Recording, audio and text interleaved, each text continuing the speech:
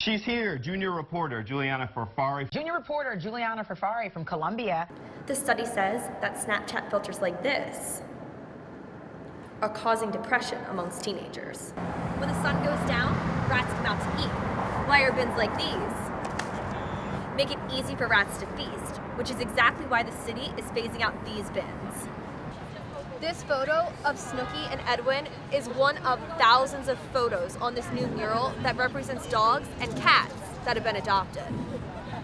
The city says they're working to fix the problem as quickly as possible. And Miguel, they tell me that they're bringing in sand that was left from the Army Corps. So Pepper, how do they think, what solutions will help them to cut down on street harassment? What are they saying? The new ferry stop is expected to serve 400,000 New Yorkers, and a trip on the high seas, or the East River, won't break the bank. I don't know about bars, but if they close down my favorite ice cream place, I'd be out there protesting, that's for sure. I agree. So it's people that are in homeless shelters, and Back on My Feet kind of goes to them. So it's really an awesome program. They've helped 6,000 people throughout the country. Wow. Yes. Do you think that your peers will use something like this? 100%. It's a great option for people that just want to get home safely, and they now know that they could use the app and not have to pay for it. That's a great story. Yeah, Thank awesome. you. Now, Thank we're not you. letting you off the hook. You're going to stick around, Yes, perhaps. yes. We're initiating junior reporters as well as interns. So we're going to do a little Rudolph. Yes. Oh, we're going to do Rudolph, yes. All right. Make sure you stick around. Good morning. Cos Marte has been in a prison cell since 5:45 in the morning. Boom. It's a prison cell of his own design. Mind over matter. Marte opened Con Body 2 years ago, after being in and out of jail on drug charges since the age of 13.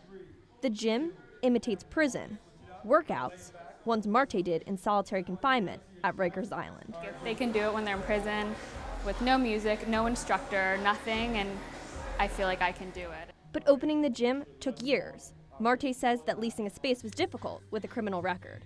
He trained people outdoors and earned money to eventually open Con Body. I was living on a couch that was like super uncomfortable, probably worse than a prison cell. Now up and running, part of his business plan includes helping those who are like him. I felt so much regret for all the stuff that I've done, and it was a way that I felt like I could give back to society in some sort of way. Give back by hiring ex-cons. According to studies, a criminal record reduces the chances of getting a job by nearly 50%.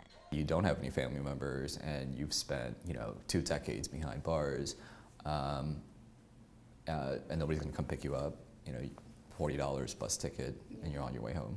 The National Employment Law Project says that a year of employment reduced recidivism rates from 53 to 16%.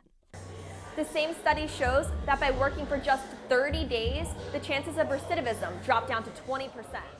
After spending 10 years in prison, Jamal Campbell was unsure of his future. Marte gave him a job and a chance to rebuild. This right here was like a golden opportunity for me. You need some love like this, because Con Body is definitely love. Reporting from the Lower East Side, Julianna Furfari, Columbia News. For these subway riders, the commute may have gotten a little more crowded and maybe a little less comfortable. People are, especially in the commuting hours, stuffed to the brim on the subway. To ease the congestion and help riders to get to their destinations more quickly, the city rolled out a new plan in October. Instead of adding seats, they're removing them.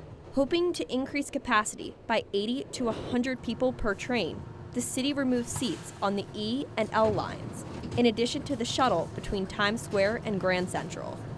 It actually creates more room on the train. I think a lot of people tend to stand anyway and would prefer to stand, and they sit just to prevent the overcrowding. Last year, only 64% of trains and buses were on time, and that's down from the year before. Rider advocates say the problems go beyond the crowded cars. But we do think that it's indicative of a much larger failure to maintain and expand our infrastructure. Danny Perlstein from Riders Alliance says that an increase in population, jobs, and tourism contributes to the record high ridership the MTA says it's experiencing. MTA officials say, "We will continue to experiment with different innovative approaches that are aimed at alleviating platform dwell times and getting people to their final destinations." Last month, Governor Andrew Cuomo released New York's 2019 budget. It included $429 million towards the MTA's $836 million plan. There's no word yet on if removing seats from other lines will be on the agenda. Julianna Furfari, Columbia News, Manhattan, New York. I'm Julianna Furfari. From all of us here at News Now Columbia, have a wonderful night.